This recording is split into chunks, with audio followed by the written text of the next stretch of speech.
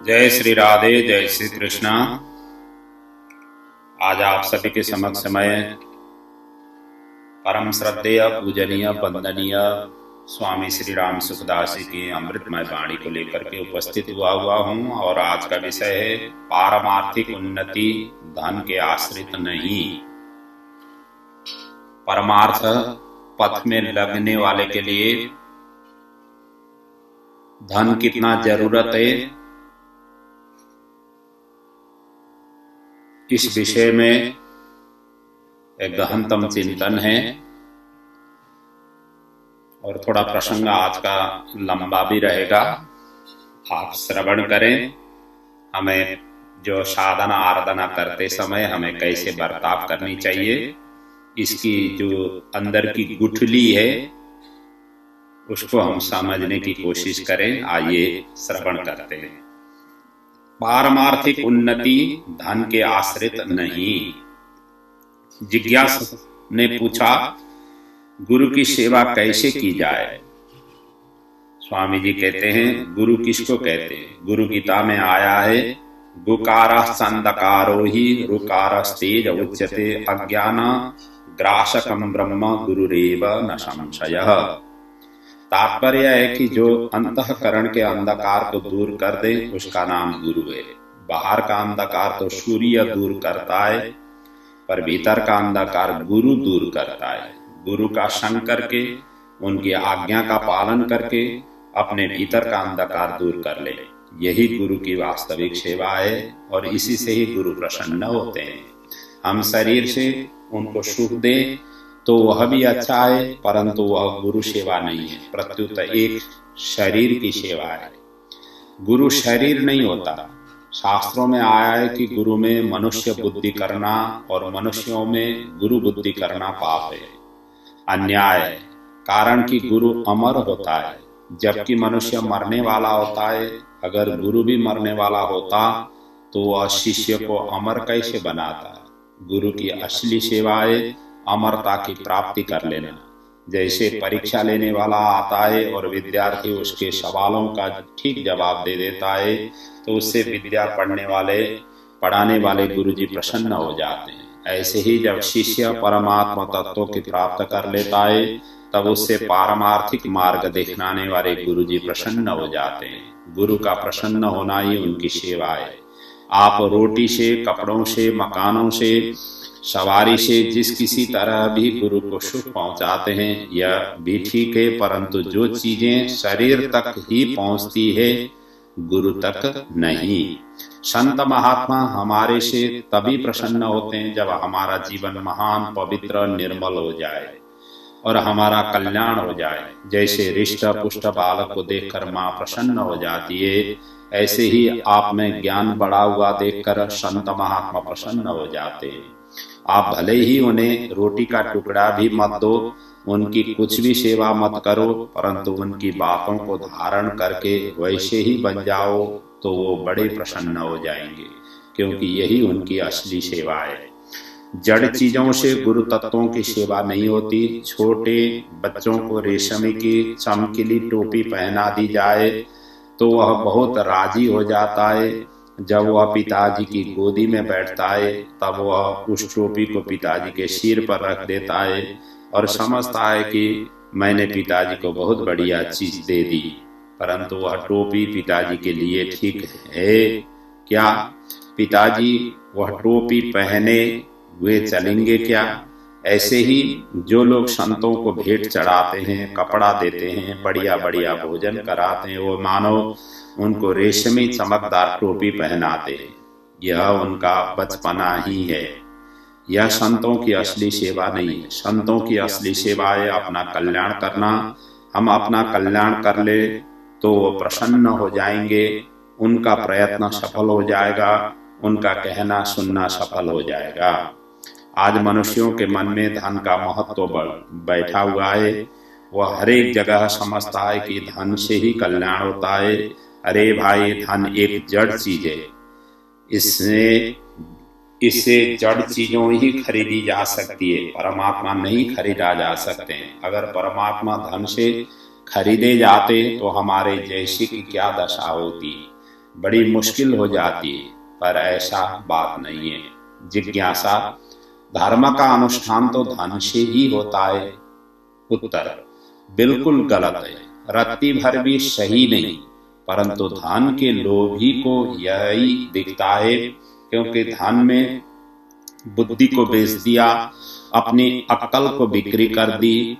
अब अक्ल के बिना वो क्या समझे? अक्ल होती तो समझते। शास्त्रों में आया है, धर्मार्थम यस्य वित्तेया वरम तस्य निरीहतः प्रक्षालनाद् दीपंकस्य दुराद स्पर्शनम वरम। अर्थात जो मनुष्य धर्म के लिए धन की इच्छा करता हो, उसके लिए धन की इच्छा का त्याग करना ही उत्तम है। कारण कि कीचड़ लगाकर धोने की अपेक्षा उसका स्पर्श न करना ही उत्तम है। राजा रंतिदेव का पुण्य बहुत बड़ा माना जाता है। उनके सामने ब्रह्मा विष्णु महेश सब प्रकट हो गए।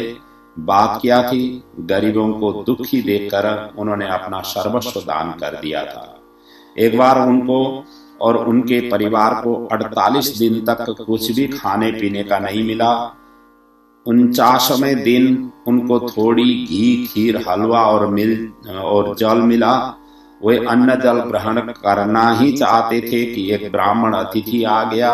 रंतिदेव ने उस ब्राह्मण देवता को भोजन करा दिया।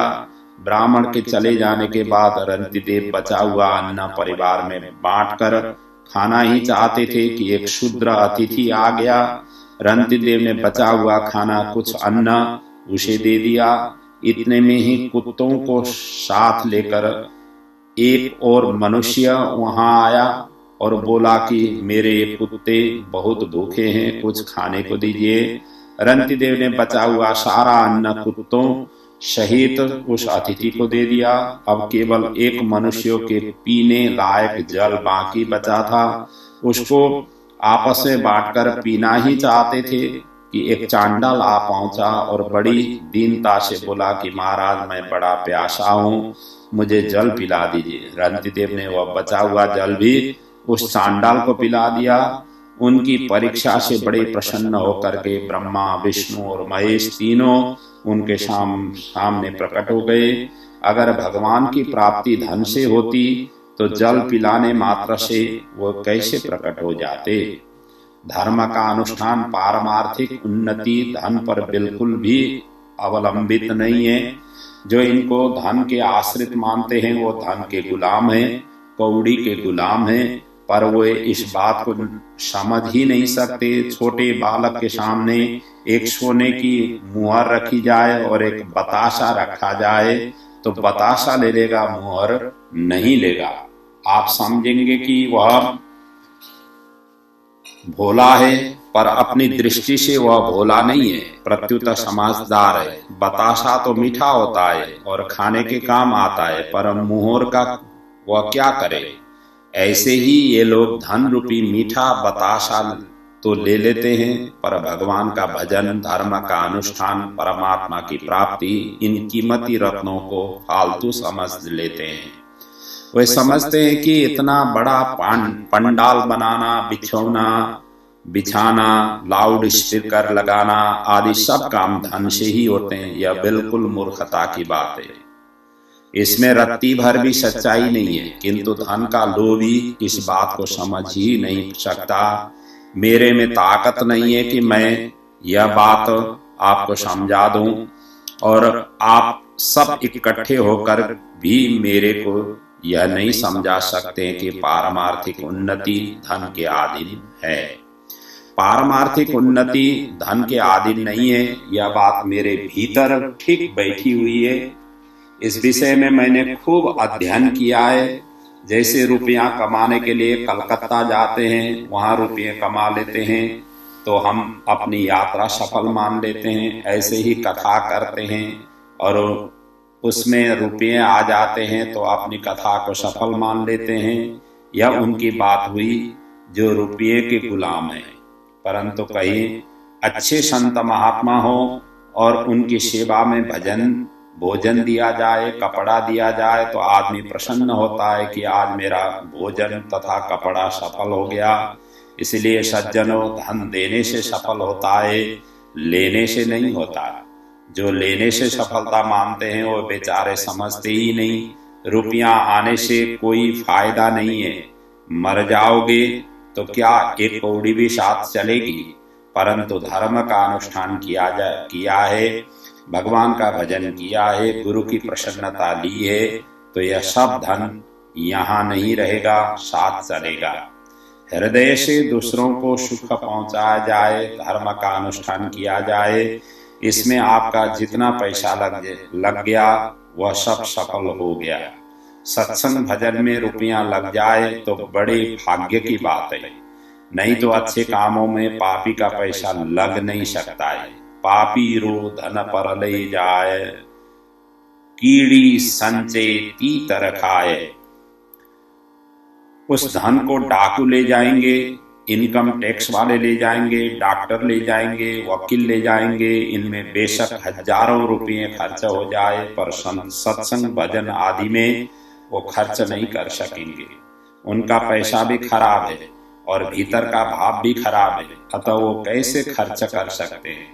मैं तो यह बात आपको समझाने में अपने को असमर्थ मानता हूँ, परंतु बात वास्तव में ऐसा ही है। आपके पैसे की, आपकी वस्तुओं की सफलता होती है देने से, खर्च करने से ही पैसा आपके काम आएगा, संग्रह से नहीं। संग्रह से तो अभिमान ही बढ़ेगा। अभिमान के भीतर संपूर्ण आसुरी संपत्ति, संपूर्ण दुर्गुण दुराचार रहते हैं। संस्कृत मूल शूल प्रदनाना सकल शोकदायक अभिमाना मानस। यह अभिमान महान नरकों में ले जाने वाला होगा, परंतु संग्रह करना अच्छा लगता है और खर्च करना बुरा लगता है। अरे भाई, रुपये बढ़िया नहीं है, उनका सदुपयोग बढ़िया है। जिज्ञासा, सदुपयोग भी तो तब करें जब पास में रुपया हो, रुपया न हो तो सदुपयोग कैसे करें? उत्तर, जिसके पास रुपये नहीं है उस पर सदुपयोग की जिम्मेवारी है ही नहीं। माल पर जकात लगती है, माल ही नहीं तो जकात कैसे बात की, किस बात की? इनकम ही नहीं है तो टैक्स किस बात का? गरीब आदमी जितना पुण्य कर सकता है उतना धनी आदमी कभी नहीं कर सकता। अच्छे अच्छे संत भिक्षा के लिए जाते हैं, तो अगर वे गरीब आदमी के घर पहुंच जाए और वह संतों को रोटी का एक टुकड़ा भी दे दे तो पुण्य हो जाएगा। परंतु धनी आदमी के घर लाठी लिए चौकीदार बैठा रहता है और कहता है, ओ बाबा कहाँ जाते हो, यहाँ नहीं, आगे जाओ। बेचारे धनी आदमियों के भाग्य फूट गए। आप कहते हो कि भगवान हैं, तो किस बात में भाग्यवान है?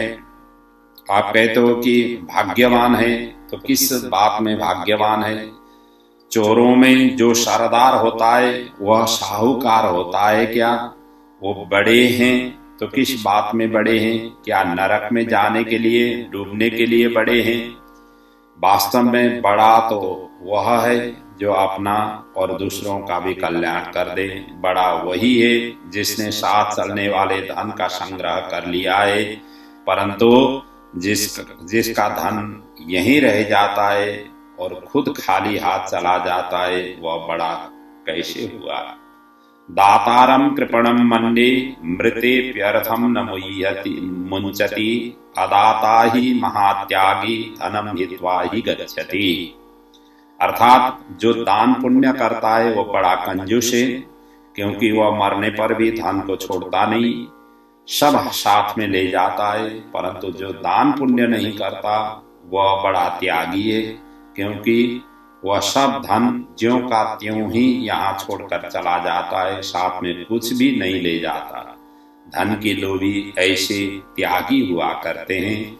गुरु की सेवा, धर्म का अनुष्ठान रुपये के अधीन है, ऐसी जिनकी धारणा है वो मेरी बात समझ ही नहीं सकते हैं।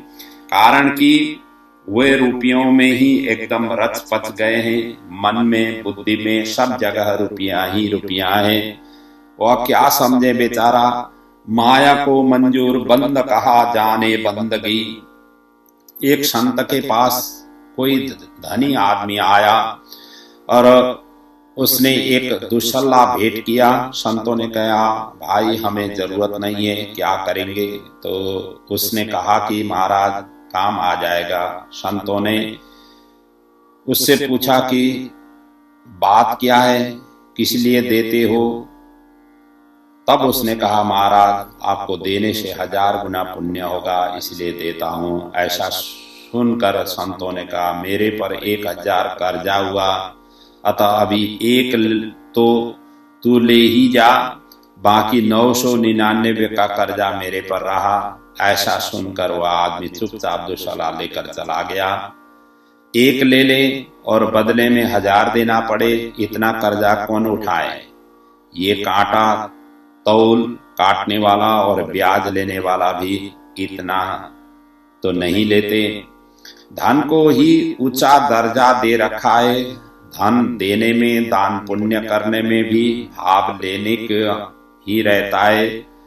अब ऐसे बेसमझ को कौन समझाए? मनुष्य मात्र में ताकत है कि अगर वह निष्पक्ष होकर सरल हृदय से समझना चाहे तो बड़ी बड़ी तात्विक बातों को भी समझ सकता है।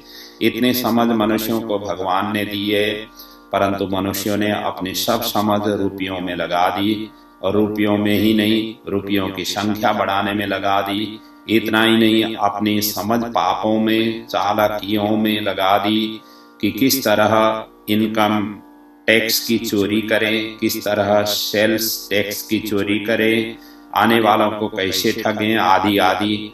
जितनी बुद्धिमानी थी वह सब की सब पाप बटोरने में लगा दी।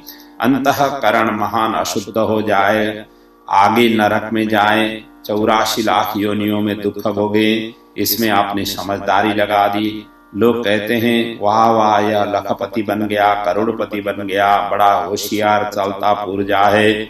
यह पुर्जा चलता जन्मता मरता ही रहेगा, बस अब इसको विश्राम नहीं मिलेगा, कल्याण नहीं होगी।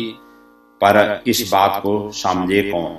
मैं पूरबी हो पूरब देश को, मारी बोली लखे नहीं कोय, मारी बोली सो लखे जो धर पूरबलो होए। मैं तो पूरब देश में रहने वाला हूँ, मेरी बोली को यहाँ कोई नहीं समझता। मेरी बोली भाषा वही समझ सकता है जो पूरब देश का हो। अनादि परम तत्व पूरब है। पूरब देश की बोली यहाँ रहने वाले कैसे समझें? जो रुपयों की गुलाम है वो पारमार्थिक बातें कैसे समझें? कहते हैं कि धर्म का अनुष्ठान पैसे से होगा, सत्संग का आयोजन पैसे से होगा, तो किसको गर्ज है वह पैसा लगाएं। गाय का दूध चाहिए तो गाय को चारा आदि दो, अगर दूध नहीं चाहिए तो गाय को चारा आदि मत दो। ऐसे ही सत्संग सुनना हो तो उसके आयोजन में पैसा लगाओ, नहीं सुनना हो तो कोई जरूरत नहीं। संतों का क्या गर्ज है? पैसे के बिना आपका काम नहीं चलता, पर संतों का खूब अच्छी तरह से चलता है। सत शास्त्रों के प्रचार में, सद्भावों के प्रचार में रुपये लग जाए तो संसार में इसके समान पुण्य का कोई काम ही नहीं है।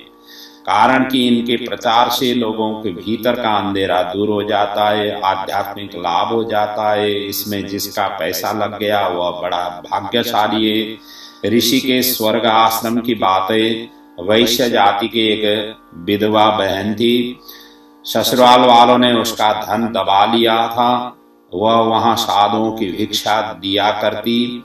भिक्षा कैसे देती? अपने घर में सिलाई का काम करके पैसे कमाती और उससे अन्न खरीद कर रोटी बनाती और भिक्षा देती। शरणानंद जी महाराज ने कहा कि जैसे सेठ एक ही जयदयाल जी का गोविंद का है, ऐसे ही एक सेठानी भी यहाँ है। लखपति सेठानियां तो बहुत हैं, पर उनको सेठानी की पदवी नहीं मिली। सेठानी की पदवी मिली उस विधवा बहन को जो सिलाई कर करके पैसा कमाती और भिक्षा देती। वह संतों की दृष्टि में सेठानी हुई। क्या रुपयों से कोई सेठानी होती है? नहीं होती। महाभारत में एक कथा आती है। एक बड़े अच्छे ऋषि थे। एक बार उनके यहाँ राज रानियां आई। उन्होंने देखा कि ब्राह्मणी के शरीर पर साधारण कपड़े हैं और माग सुहाग का चिन्ह के सिवाय कोई गहना नहीं है। तो वो ब्राह्मणी से बोली कि आप लोग तो हमारे राजा जी के गुरु हो, प्रजा के गुरु हो, पर आपके शरीर पर कोई गहना न देखकर हमें बहुत बुरा लगता है, हमें बड़ी शर्म आती है। ब्राह्मणी को उनकी बात जच गई, क्योंकि स्त्रियों को गहने का बड़ा शौक रह होता है। उसने पतिदेव से कहा कि मेरे को गहना चाहिए। ऋषियों ने कहा ठीक है, ले आएंगे गहना। जहां तक बने पति को अपनी शक्ति के अनुसार स्त्रियों के न्याय युक्त इच्छा को पूरा करना चाहिए, यह उसका कर्तव्य है। ऋषि एक राजा के पास गए।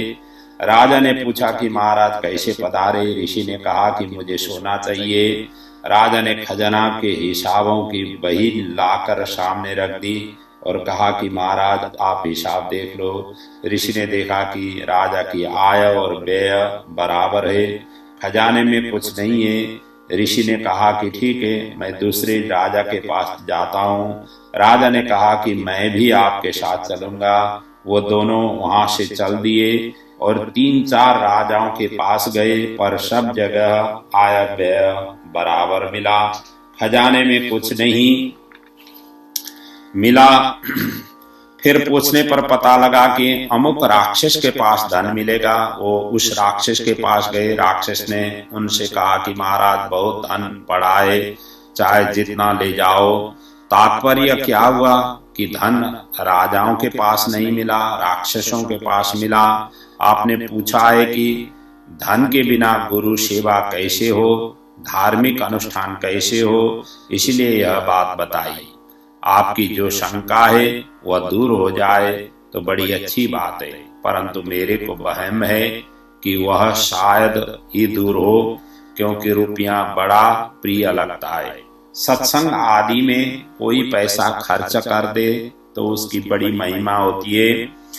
लोग कहते हैं कि अमुक आदमी ने बड़ा भारी पुण्य किया, परंतु वास्तव में वह बेचारा मार से बच गया। पुण्य करने का अर्थ है टैक्स देना। धनी आदमी जो अच्छे कामों में धन खर्च करते हैं वह उनका टैक्स है। टैक्स चुकाने की महिमा नहीं होती। 10,000 रुपये टैक्स दे दिया तो यह नहीं कहते हैं कि बड़ा दान कर दिया। टैक्स देकर तो वह मार से बच गया, नहीं देता तो डंडा पड़ता। इसलिए दान पुण्य करना कोई बड़ी बात नहीं है। यह तो जो धन रखते हैं उसका टैक्स है। बड़ी बात तो यह है कि भगवान के भजन में लग जाओ, भगवान की प्राप्ति कर लो। सगुण क्या है, निर्गुण क्या है, साकार क्या है, निराकार क्या है, बंधन क्या है, मुक्ति क्या है, इन बातों को ठीक तरह से समझ लो। आपके पास धन है तो धन पर टैक्स लगेगा, आपके पास विद्या है तो विद्या पर टैक्स लगेगा। इनको दूसरी की सेवा में लगाओ। सरकार तो अपना टैक्स कान पकड़कर जबरदस्ती ले लेगी, परंतु जहां धर्म की बात है अप्रसन्न होकर दोगे तो ले लेगा, नहीं तो आप पर कर्जा रहेगा। ब्रह्मचारी यतिश्चैव पक्वान्नम स्वाभिनावुवौ तयो अन्नादत्वां सह भुक्त्वा चांद्रायणम चरेत। अर्थात एक तो ब्रह्मचारी और एक सन्यासी जो त्यागी हैं, बनी बनाई रस्सियों की भागीदार हैं। भोजन बना हुआ हो तो इनको दे दो बस। जो इनको अन्न न देकर खुद भोजन कर लेते हैं वह 1 महीने का चांद्रायण व्रत करें, तब उसकी शुद्धि होती। इनको अन्न न देने का इतना पाप लगता है, जो खेतों में काम नहीं आया, दुकानों में काम नहीं आया, घर के धंधे में काम नहीं आया, उसको भोजन कराओ और न कराओ तो पाप लग जाए। यह कोई न्याय है? हमने कमाया, हमने बनाया, हमने सब काम किया, उसने किसी भी काम में रत्ती भर भी सहायता नहीं की, उसको भोजन न दे तो पाप लग जाए। कितना अन्याय है। उसका कारण क्या है? जैसे आप धन इकट्ठा करते हो वैसे ही ब्रह्मचारी और साधु भी धन इकट्ठा कर सकता है। ब्रह्मचारी और साधु पढ़े लिखे भी होते हैं, कई घंटा भर पढ़ा दे तो क्या उसको रोटी नहीं मिलेगी? आप में जो योग्यता है वो योग्यता क्या उनमें नहीं है? अगर वो धन इकट्ठा करेंगे तो वह धन आपके यहाँ से ही आएगा, और कहाँ से आएगा बताओ? उन्होंने धन इकट्ठा नहीं किया तो वह धन आपके पास ही रहा, और कहाँ रहा? अतः जिसने थोड़ा भी धन नहीं मिला, नहीं लिया, सब धन आपके पास ही रहने दिया, उसको समय पर टुकड़ा तो दे दो, नहीं देते वो तो पाप लगेगा। जो धन का संग्रह करता है वह धन समुदायों में से ही आता है। उतनी कमी हो जाती है समुदाय में, पर जिसने धन लिया ही नहीं वह धन किसके पास रहा बताओ? समुदाय के पास ही तो रहा। जितने जीव जन्म लेते हैं उनका प्रारब्ध पहले ही बनता है, पीछे शरीर मिलता है, उसके जीवन निर्वाह के लिए अन्न जल आदि का प्रबंध पहले ही किया रहता है। अतः उसका कहीं न कहीं अन्न है, कहीं न कहीं जल है, कहीं न कहीं वस्त्र है, वह जी रहा है, तो उसका अन्न जल वस्त्र आदि पर हक है। आपके पास जो आवश्यकता से अधिक अन्न जल आदि है उस पर उसका हक लगता है। अतः वह सामने आए तो उसका हक उसे दे दो। शरणानंद जी महाराज सूरदास थे।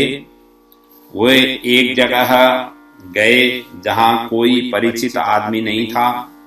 वहां से उनको आगे स्टेशन तक जाना था, जिसका 4 आना टिकट लगता था। वो एक आदमी से बोले कि भाई टिकट ला कर दो। वह बोला बाबा माफ करो। महाराज जी बोले माफ कैसे करें? तुमको माफ नहीं कर सकते। माफ तो तब करें जब मैं पात्र न हूं और तुम्हारे पास पैसा न हो। मैं पात्र हूं और तुम्हारे पास पैसा है, फिर माफ कैसे कर दें? उस आदमी को टिकट ला कर देना पड़ा। अपराधी को माफ नहीं किया जाता। अपराध क्या है? जैसे तुम पैसे रखते हो वैसे मैं भी पैसे रख सकता था, पर मैंने पैसे रखे ही नहीं, तो वे पैसे कहाँ गए? तुम्हारे पास ही तो रहे। तुम खजानची हो, जब हमें जरूरत हो तब दे दिया करो। जिसको मिलता है उसको अपने भाग्य का मिलता है। क्या आप अपने भाग्य का देते हो? क्या आप रोटी नहीं खाते, कपड़ा नहीं पहनते, मकान में नहीं रहते? आप तो पूरा खाते हो, पहनते हो, परंतु जो जमा करते हो उस पर हमारा हक है। साहूकारी से दे दो तो अच्छी बात है, नहीं तो दंड होगा। माफी कैसे होगी? जो रात दिन रुपयों के लोभ में लगे हैं वो इन बातों को समझ ही नहीं सकते। जिस बाजार में वो गए ही नहीं, उस बाजार के भावों को वो कैसे समझेंगे? वे जिस बाजार में रहते हैं उसी बाजार के भावों को समझ सकते हैं। वे रुपये के बाजार में ही रहते हैं। त्याग का भी एक विलक्षण अलौकिक बाजार है, पर उसकी बात वही समझ सकता है जो उसी बाजार का हो। एक अच्छे महात्मा थे, उनसे मैंने अलग अलग समय पर 2 प्रश्न किए। एक समय तो उनसे यह प्रश्न किया कि आप इतने ऊंचे दर्जे की बातें सुनाते हैं, पर क्या आप यह जानते हैं कि हम लोग उन बातों को ठीक समझते हैं? अगर हम लोग उन बातों को न समझते हों तो उन बातों का मूल्य क्या हुआ? उन्होंने उत्तर दिया कि मेरी बातें आकाश में रहेगी। जब कोई समझदार होगा, पात्र होगा, उसके सामने वो प्रकट हो जाएगी। दूसरी बार मैंने कहा कि भगवान के घर में पोल है, न्याय नहीं है। उन्होंने पूछा कैसे? तो मैंने कहा कि आप जैसे महात्माओं के हमारे सामने ले आए, हम लोग कोई पात्र थे क्या? भूखे को अन्न देना चाहिए, प्यासे को जल देना चाहिए। ऐसे ही जो योग्य हो उनको उच्च दर्जों की बातें सुनानी चाहिए। आप जैसे तो सुनाने वाले मिले और हमारे जैसे पात्र मिले। इससे मालूम होता है कि भगवान के घर बड़ी पोल है। अंधाधुंध सरकार है, तुलसी भजो निशंक। खीजे दीनो परम पद रीजे दीनी लंक। ऐसे मैंने कहा तो वो परमात्मा बोले, बेटी कौन सी वारी रहती है, अच्छा वर मिल जाए तो ठीक है, नहीं तो कैसा भी वर मिले विवाह करना ही पड़ता है। इसी तरह पात्र न होने पर भी भगवान की कृपा से ऊंचे दर्जे की बातें मिल जाती है। बीकानेर की बात है, एक जगह सत्संग हो रहा था, गाड़ी से उतरते ही लोग मुझे सीधे वहां ले गए और कहा कि कुछ सुनाओ। मैंने कहा मेरे मन में तो ऐसी आई है कि मेरे जैसे को तो यहाँ से कान पकड़कर निकाल देना चाहिए कि यहाँ सत्संग हो रहा है, तुम कैसे आ गए बीच में। भगवान के यहाँ पोल चलती है, इसलिए सत्संग की बातें कहते और सुनते हैं, नहीं तो इतने ऊंचे दर्जे की बात हम सुनाने के लायक नहीं है। फिर भी भगवान लाज रखते हैं कि कोई बात नहीं, बच्चा है बेचारा, ऊंचे दर्जे की बातें उनके सामने ही कहनी चाहिए जो अधिकारी हैं। संतों ने कहा है, हरि हीरा की गांठड़ी गाहक बिनु मत खोल, आशी हीरा पार की बिकसी महंगे मोल। परंतु भगवान की इतनी कृपा है कि हमारे जैसे अयोग्य के भी इतने विचित्र विचित्र बातें मिलती है। भगवान अधिकारी नहीं देखते, योग्यता नहीं देखते। वर्षा होती है तो जंगल पर भी पानी बरसता है, समुद्र पर भी, समुद्र में पानी की कमी है क्या, पर फिर भी बरसता है। ऐसे ही जो संत महात्मा होते हैं वो भी कृपा करके बरस पड़ते हैं, कोई ग्रहण करे चाह न करे। इसी तरह भगवान भी कृपा करते हैं तो पात्र को पात्र नहीं देखते हैं, कुपात्र को भी भगवान कृपा करके ऐसे बढ़िया सत्संग का मौका देते हैं। अगर ऐसा बढ़िया मौका सुपात्र को मिल जाए तो फिर कहना ही क्या है। मैंने तो एक सज्जन से कहा था कि आपकी बुद्धि अच्छी है, अगर आप इधर लग जाओ तो बहुत लाभ उठा सकते हो, पर उन्होंने मेरी बात मानी नहीं। मेरे मन में आया कि ऐसी अच्छी बुद्धि है, अच्छे काम में लग जाए तो कितने बढ़िया बात है, परंतु उनको जस्ती नहीं तो हम क्या करें। आप लोगों ने धन कमाने में खूब बुद्धि लगाई है, बेईमानी करने में, झूठ कपट ठगी जालसाजी करने में, टैक्सों को से बचने में बुद्धि लगानी पड़ती है। बिना बुद्धि लगाए काम नहीं होते। ज्यों ज्यों नया कानून बनता है त्यों त्यों आपकी बुद्धि और तेज होती है। खुद से काम ना होता हो तो वकील से पूछते हैं, क्योंकि वह आपका अक्ल दाता है, गुरुजी महाराज हैं, वह आपको बताता है कि मैं ऐसा करो, इस तरह से करो। उस गुरुजी से शिक्षा ले लेकर आप रात दिन अध्ययन करने में लगे हैं। फिर मेरे जैसे भिक्षुक की बात कौन माने। आपको वहम है कि इनकी बात मानेंगे तो हम भी इनकी ही तरह हो जाएंगे। त्याग क्या है, भजन स्मरण क्या है, भगवत संबंधी बात क्या है, धर्म क्या है, इसको दूसरा कोई जानने वाला ही जानता है। पैसे वाला समझते हैं कि यह पैसे के अधीन है, परंतु यह पैसे के अधीन नहीं है, बाहरी चीजों के अधीन नहीं है, यह तो भाव के अधीन है। भावाग्राही जनार्दन, भगवान भावाग्राही है। जिसका भाव होगा उसी की आध्यात्मिक उन्नति होगी। कलकत्ते की बात है, एक धनी आदमी श्री जयदयाला जी गोविंदका से मिलने आया। बात चलने पर उसने कहा कि धन से सब कुछ मिलता है। गोविंदका जी ने कहा कि धन से सब कुछ मिलता है पर महात्मा नहीं मिलते।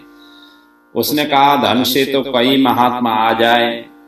गोविंदजा की बोले कि जो धन से मिलते हैं वो महात्मा नहीं होते, और जो महात्मा होते हैं वो धन से नहीं मिलते। धन से धन का गुलाम मिलता है। जैसे हमें 100 रुपयों में घड़ी मिलती है तो क्या दुकानदारों से 100 रुपया लगे हैं?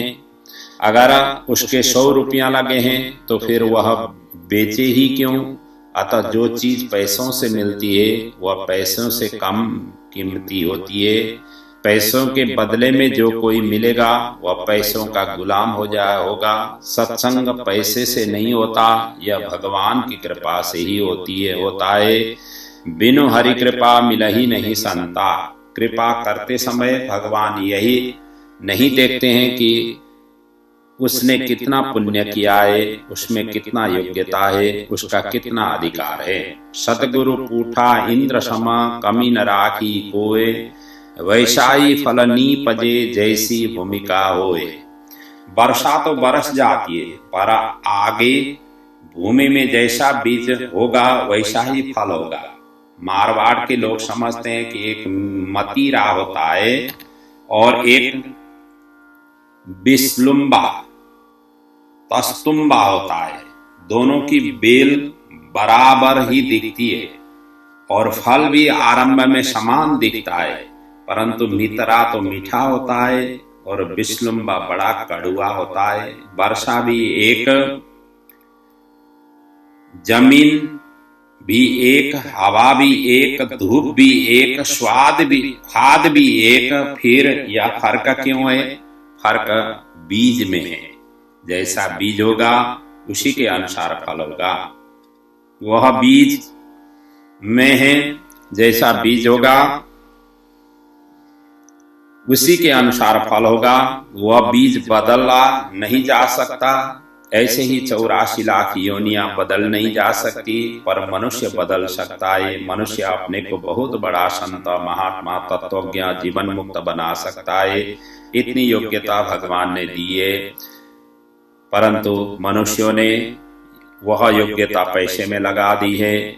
तेली के घर जो तेल होता है वह पैर धोने के लिए थोड़े ही होता है।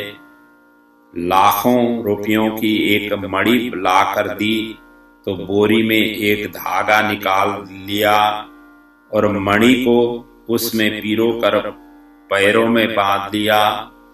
बांधने वाले की बुद्धि तो देखो। राजा के मुकुट पर लगाने वाली मणि क्या पैरों में बांधने के लिए है? ऐसे ही मनुष्य जीवन जैसे बढ़िया चीजों को तुच्छ भोगों में और रुपयों के संग्रह में लगा दिया। मनुष्य जन्म खराब क्यों किया भाई? तुम्हारी जगह कोई दूसरा जीव आता तो अपना कल्याण करता बेचारा, परंतु तुमने आकर यह सीट रोक ली। गीता कहती है कि ऐसे आदमी निरर्थक ही जीता है। मोगम पार्थ सजीवती, अर्थात वह मर जाए तो अच्छा है। कारण है कि मनुष्य शरीर पाकर कल्याण नहीं करता, रात दिन पशुओं की तरह भोग भोगने में लगा हुआ है। पशुओं की भी बाल बच्चे होते हैं तो वो राजी होते हैं। एक सुअरी के 5, 7, 10, 11 बच्चे होते देखे हैं। इतने बच्चे उसके साथ घूमते हैं तो वह राजी होती है। ऐसे ही आप भी बाल बच्चों के राजी होते हैं। यह मनुष्य जीवन इसीलिए मिला है। क्या? बच्चों का पालन पोषण करो, उनको शिक्षा दो, पर उनमें मोह मत करो। अगर वो आपका कहना नहीं मानते तो उनका भाग्य फूट गया, पर आपका तो काम बन गया। एक कुम्हार था। एक दिन वह अपने घर गया और उसने अपनी स्त्री से पूछा कि रसोई बनाई या नहीं। स्त्री ने कहा कि रसोई तो नहीं बनी, घर में अन्न का दाना भी नहीं है, किसकी रसोई बनाए। वह कुम्हार एक हांडी लेकर बाजार गया और एक दुकानदार से कहा कि यह हांडी ले लो और बदले में थोड़ा बाजरा दे दो। दुकानदार ने हांडी लेकर बदले में बाजरा दे दिया। कुम्हार बाजरा लेकर घर पर आया, फिर उन्होंने रसोई बनाकर भोजन कर लिया। दूसरे दिन वह दुकानदार कुम्हार से मिला तो उसने कहा, अरे यह कैसी हांडी दे तुमने? हांडी तो फूट गई थी, चूल्हे पर रखी तो आग बुझ गई, तुम्हारी हांडी चढ़ी ही नहीं। तब वह कुम्हार बोला कि तुम्हारी हांडी तो नहीं चढ़ी, पर हमारी हांडी तो चढ़ गई, हमारी रसोई तो बन गई। ऐसे ही जो अपना काम कर ले उसकी हांडी तो चढ़ ही गई। आप बालकों को ठीक तरह से पालन पोषण करें, उनको अच्छी शिक्षा दे दें तो आपकी हांडी चढ़ गई। सज्जनों, अपना उद्धार कर लो, अभी मौका है। भगवान ने बड़ी कृपा करके यह मानव शरीर दिया है।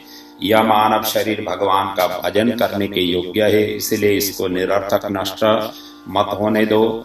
इस संसार में अपना कोई भी नहीं है, आपने तो एक परमात्मा ही है। यह जो आपके पास धन है, शरीर है, योग्यता है संसार की सेवा के लिए, शरीर भी अन्न आपका नहीं है, मन बुद्धि इंद्रियां भी आपकी नहीं है, कुटुंब भी आपका नहीं है, रुपये पैसे भी आपके नहीं है। ये तो दूसरों की सेवा करने के लिए है, अपने लिए तो केवल परमात्मा ही है। इससे भी बढ़िया बात है कि आप परमात्मा के लिए ही हो जाओ। परमात्मा से अपने लिए कुछ भी मत चाहो। जो परमात्मा से कुछ भी नहीं चाहता उसकी गरज परमात्मा करते हैं।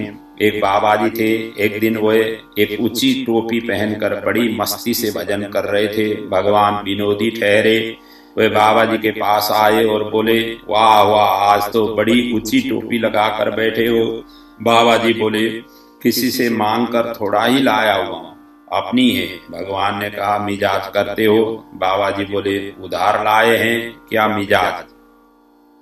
भगवान बोले, तुम मेरे को जानते हो कि नहीं? बाबा जी बोले, अच्छी तरह से जानता हूँ। भगवान ने कहा, मैं सबसे कह दूंगा कि यह अभिमानी है, भक्त नहीं है, तब क्या दशा होगी? दुनिया भक्त मानकर ही तो तुम्हारी सेवा करती है और तुम मिजाज करते हो। बाबा जी बोले, तुम कह दोगे तो मैं भी कह दूंगा कि मैंने भजन करके देखा है, भगवान कुछ भी नहीं है।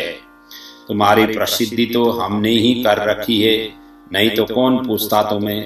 भगवान बोले, ऐसा मत कहना। बाबा जी ने कहा, तो आप भी मत कहना, हम भी नहीं कहेंगे। इस प्रकार भक्त भगवान की भी गरज नहीं करते।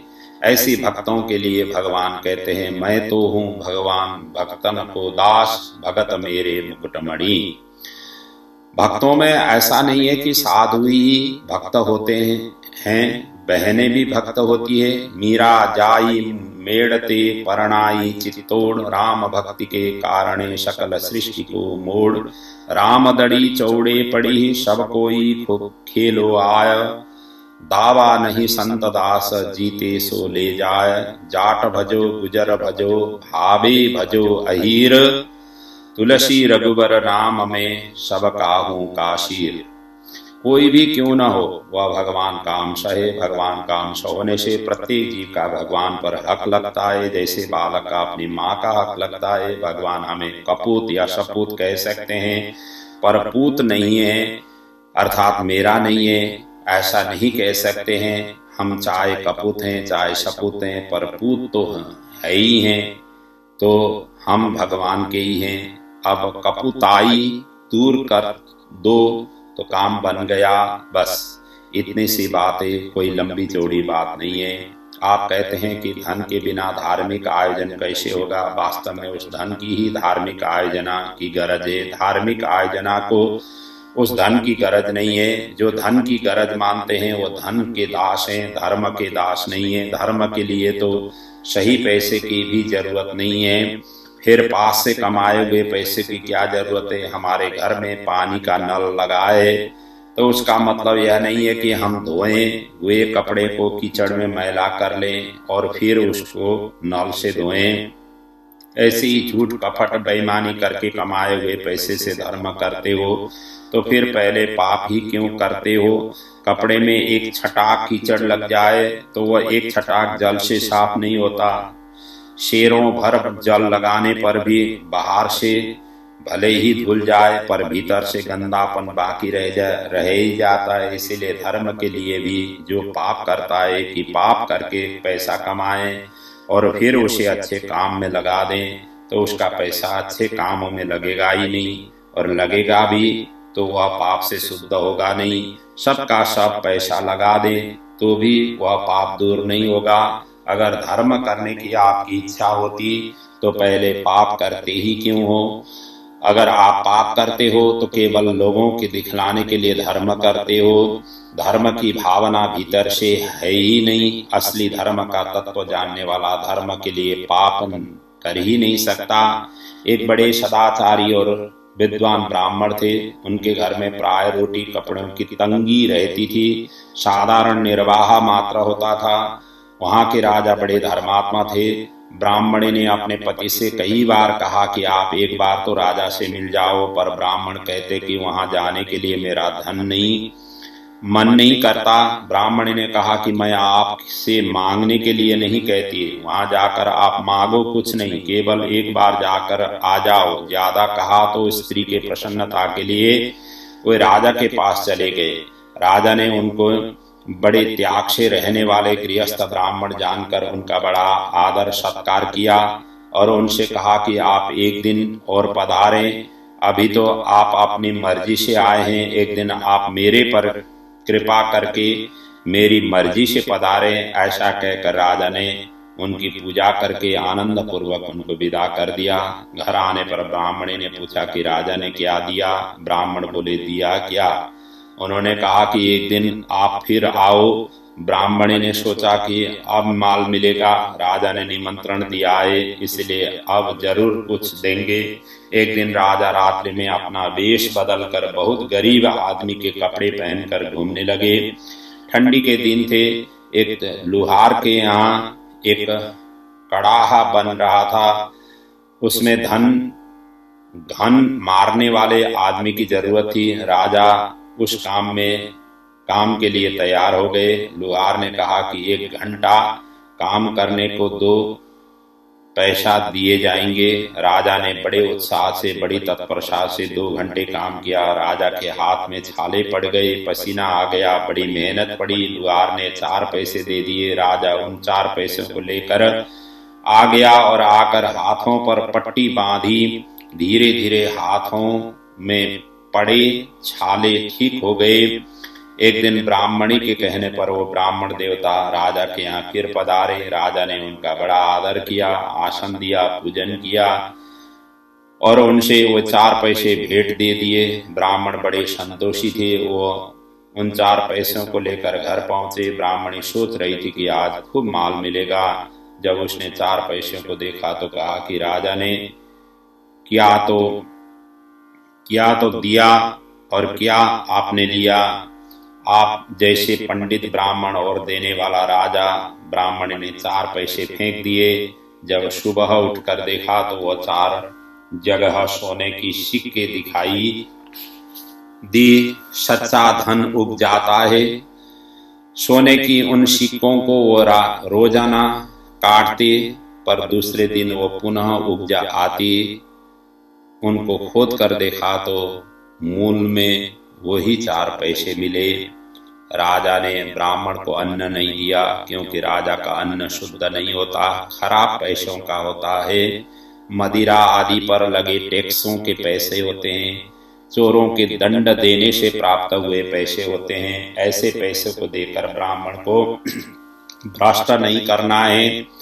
इसलिए राजा ने अपनी खरी कमाई के पैसे दिए। आप भी धार्मिक अनुष्ठान आदि में अपनी खरी कमाई का धन खर्च करो। अस्तु। ओम पूर्णमदः पूर्णमिदं पूर्णात् पूर्णमुदच्यते पूर्णस्य पूर्णमादाय पूर्णमेवावशिष्यते। ओम शांति।